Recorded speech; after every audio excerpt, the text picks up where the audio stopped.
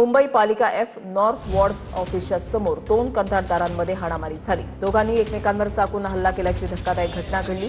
दोघेही यामध्ये गंभीर जखमी झाले असून दोघांवरही रुग्णालयामध्ये उपचार सुरू आहेत। एका टेंडरवरून दोघांमध्ये हाणामारी झाली असावी असा पोलिसांना संशय आहे। माटुंगा पोलिसांनी दोघांच्याही विरोधात हत्येचा प्रयत्न केल्याचा गुन्हा दाखल केला असून तपास सुरू केला आहे।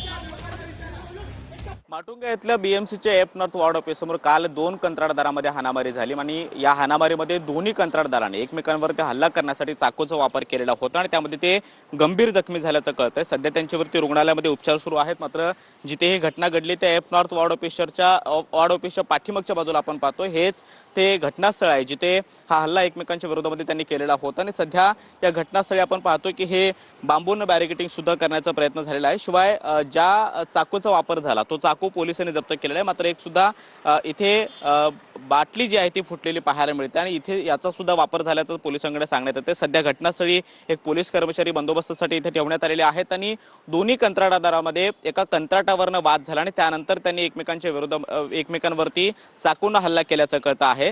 माटुंगा पोलिसांनी दोन्ही कंत्राटदारांच्या विरोधामध्ये हत्येचा प्रयत्न केल्याचा गुन्हा दाखल केलेला आहे आणि या सगळ्या प्रकरणाच्या चौकशीला सुरुवात केलेली आहे।